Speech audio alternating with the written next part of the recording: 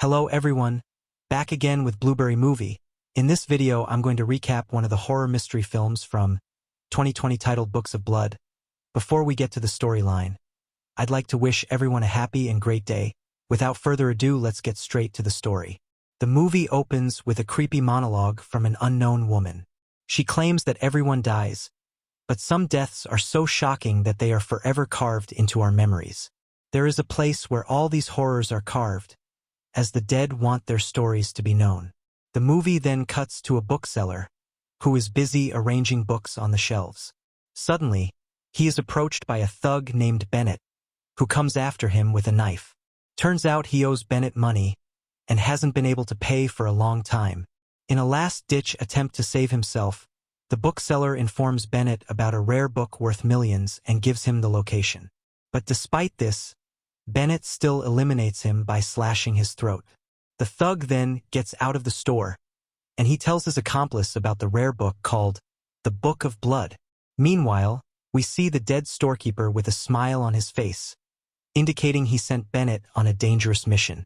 Following this, we see the name Jenna carved on someone's bloody skin. The scene then shifts to a young college student, Jenna, who lives with her parents in a luxurious house located near the sea. She appears to be recovering from depression caused by a past incident involving her friend. Her mother encourages her to open up, but Jenna likes to keep her inner thoughts to herself. During dinner, we learn that Jenna is easily irritated by normal sounds like chewing, water dripping, and laughing.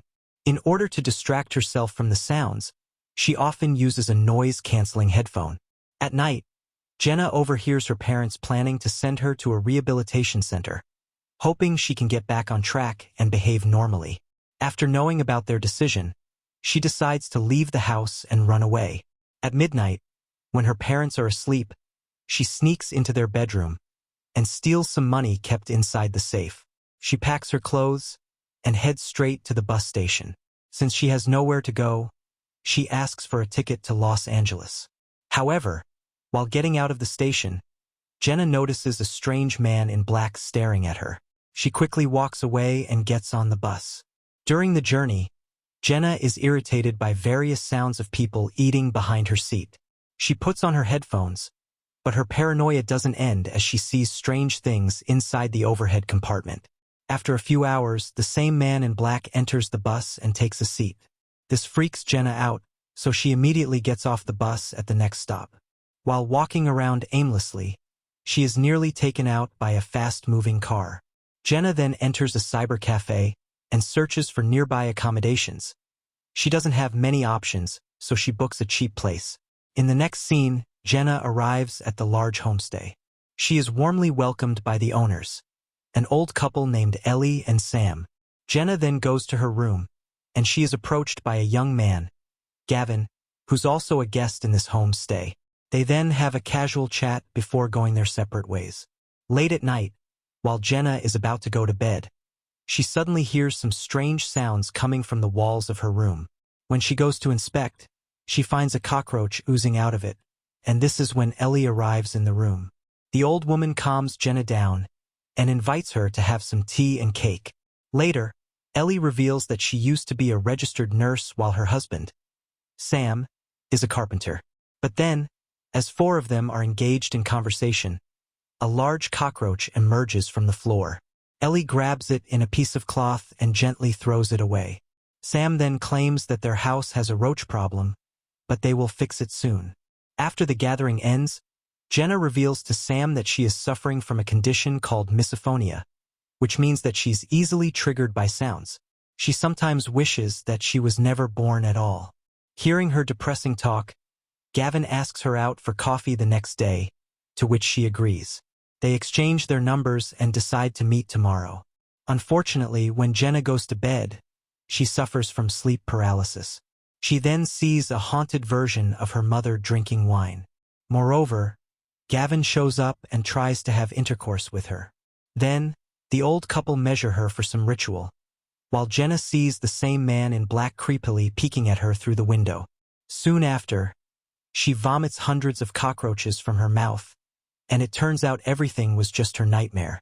In the morning, Jenna goes to a nearby cafe to have a coffee with Gavin. She waits for him for a few minutes, but strangely he doesn't show up. At this moment, she again spots the creepy man in black staring at her. Realizing that she's being followed, Jenna quickly escapes the place through the back door. She then returns to the homestay and confides in Ellie about her mental illness. In response, the old woman consoles her and suggests she stay here for a few more days to freshen up her mind. Ellie also shows her around the garden and gently introduces her to different plants. Later at night, Jenna again hears some scratching sounds coming from the wall of her room. She takes a closer look into the wall and discovers a secret cabinet. And then upon opening it, she is shocked to find a zombie-looking woman inside with her eyes and ears stitched. Ellie knocks at the door, while Jenna gets a text message from Gavin, so she urges him to call the cops. But what she doesn't expect is that it turns out Ellie is the one messaging from his phone. Just then, the zombie woman grabs Jenna's hair through the wall, so Ellie inquires if everything is fine. Here Jenna realizes that she needs to get out of here, so as soon as Ellie enters the room, she knocks her out with a strike to the head. Jenna approaches each and every door inside the house, but all of them appear to be locked. Desperate to get out of the house, she starts observing the walls until she finds a secret path. Jenna then enters the dark room without thinking, only to come across several zombies like people kept inside. Fortunately, she somehow manages to escape and reaches the ground floor, but as she tries to exit, she is confronted by Sam. Ellie then knocks Jenna out by injecting her with a sedative. When Jenna wakes up, she finds herself confined to a chair. She can see and hear everything but can't move. Ellie reveals that many years ago, her daughter's family decided to move out of the house, but she didn't let them do so. In order to keep them staying, the couple made them paralyzed and kept them inside the wall and under the floor in a way that they thought it could provide a better life for them. Poor Gavin is the latest victim, and we see him trapped in a corner somewhere. Ellie claims that she is helping these people from the cruel world.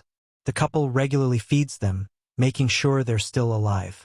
Now, it is her turn to be paralyzed and placed inside the wall. Ellie injects Jenna with a catatonic syringe in her eye in order to seal her eyes. But when she is about to pull her eyes out, someone knocks at the door. Ellie goes to the door, only to find the same man in black. He brings out a picture of his son with Jenna and inquires if she's here. He also reveals that he has been following her everywhere as he wants to talk with her. Ellie responds that Jenna left a few hours ago, but she invites the man inside for some tea. Following this, the man reveals that his son, Tony, and Jenna were a couple. He has been searching for Jenna because she was on the call with Tony the night he died. Unfortunately, before the man can speak any further, Sam attacks him from behind and eliminates him. On the other hand, we see Jenna regaining her senses and trying to flee. Somehow, she manages to crawl through the floor and jump out of the window. She then enters the nearby shed, but immediately runs out after witnessing the mutilated remains of a man. With nowhere to go, Jenna gets into the man in black's car and hides in the back seat when the couple shows up. Sam loads the dead man in black in the same car and drives it away. Ellie follows him closely in her own car. After a while, they arrive at a secluded location which is on top of a hill. Sam gets out of the vehicle and manipulates it in such a way that it drives off the cliff. Unbeknownst to them, Jenna is still inside it, and she screams as the car plunges down the hill. In the next scene, we see another name, Miles, carved into someone's bloody skin. A blurry footage is then shown featuring a naked man inside a small room. All of a sudden, he begins experiencing something supernatural and the lights go out. The man's terrifying screams are heard, and when the lights come back on, there are bloodied writings all over the walls, indicating that he met something evil. A psychic researcher named Mary watches the video, and she regards the video as fake and doesn't pay much attention to it. Later, we get to know that her only son, Miles, is suffering from cancer. When Mary goes to see him at the hospital, she finds her ex-husband outside. Turns out this man left the family long ago, and Mary vehemently refuses to let him see his son. She goes to see her son, who is in his final stages. The poor boy only has one wish. He wants to be with his mother forever. After a few days, we get to know that he has passed away, and despite the grief, Mary goes to work at her office. She then finds a guy named Simon waiting for her, and he reveals that he was the one who sent her the videotape a few days ago. Moreover, he is the same person from the video, and he claims to be the messenger of the dead. Mary doesn't believe in him and asks him to go away. However, when Simon claims that Miles sent him, she agrees to hear him out. The scene then cuts to several weeks later, and we see that the two have become a couple. They have started a foundation which invites famous scholars from all over the world to see the dead talk. Following this, we are taken to a flashback. In one of their earlier experiments, Simon gets naked and goes inside an empty room. As the guests watch from outside, Mary checks Simon thoroughly to see if he is hiding anything. Once the inspection is done, she gets out of the room and locks the door. Simon then warns them that the experiment can turn gruesome, as he is about to contact the dead.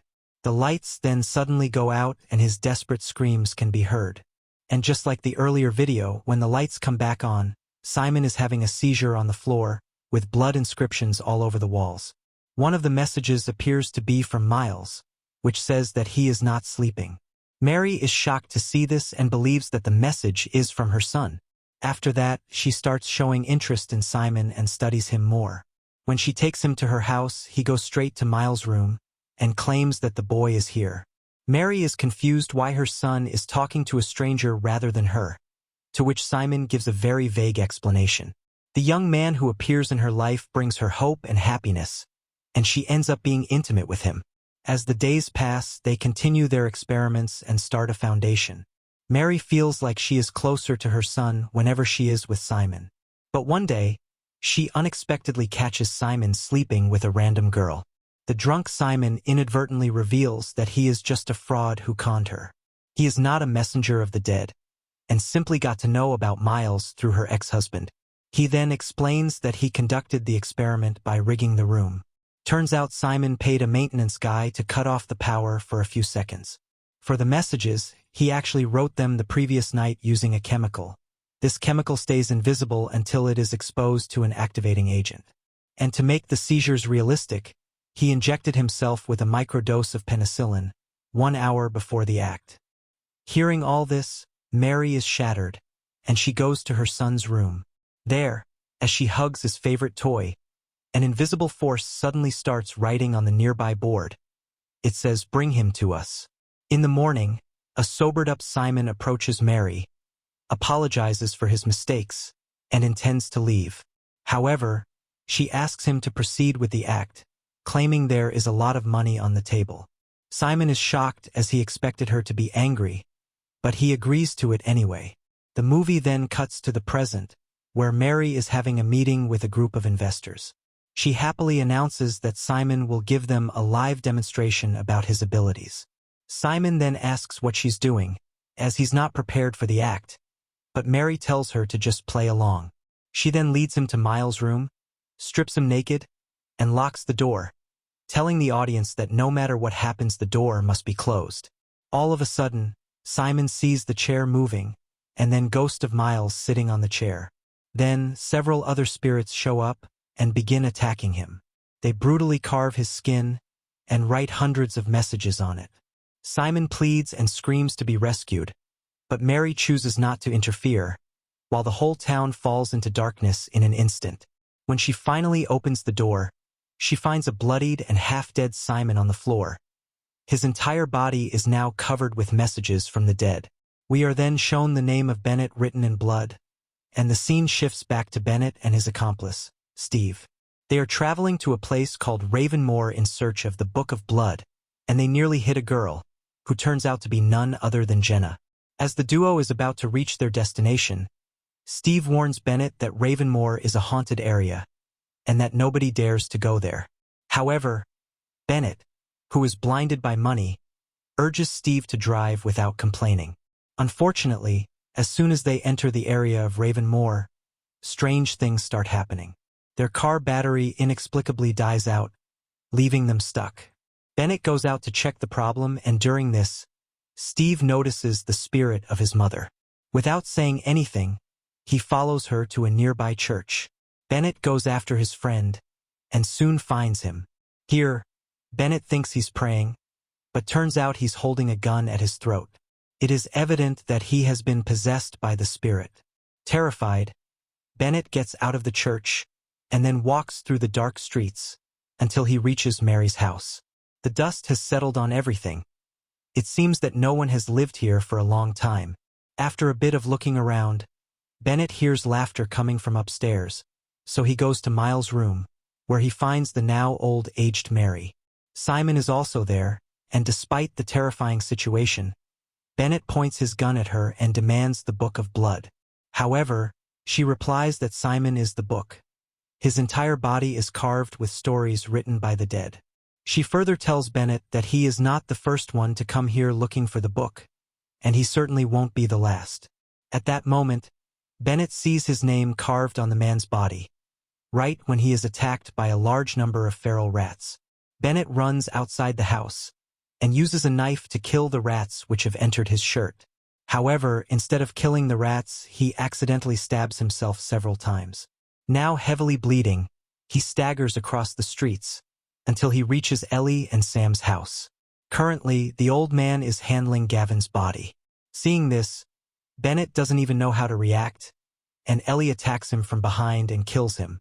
The scene then shifts to Jenna, who is in the hospital, having survived the accident. The police tell her parents that they found her body alongside Tony's father's. Jenna's mom then reveals that Tony and Jenna were in a relationship before he tragically passed away. A few days later, Jenna is released from the hospital, but she is heavily depressed. One night, she starts reminiscing about the time spent with her ex-boyfriend. We are then shown a flashback of Jenna's final conversation with Tony. Both of them are mentally ill patients trying to recover themselves. In a shocking turn of events, it is revealed that Jenna was the one who instigated Tony to kill himself. They had a suicide pact, and Jenna claimed that she was also on top of a roof just like him. However, she was at home, unable to go through with it. Tony was also scared to commit the deed, but when she called him a coward, he went ahead and jumped off the building. At present, Jenna feels guilty for her actions and cries remembering it. Fed up with what her life has become, she once again runs away from home and voluntarily visits the evil couple. She asks them to end her suffering, and they happily oblige. The couple then performs their experiment on Jenna, stitching her eyes and ears. The movie ends as she is buried in one of their chambers. We can see a smile on Jenna's face as she is finally rid of the damning noises. Okay guys, thanks for watching. See you again in the next video.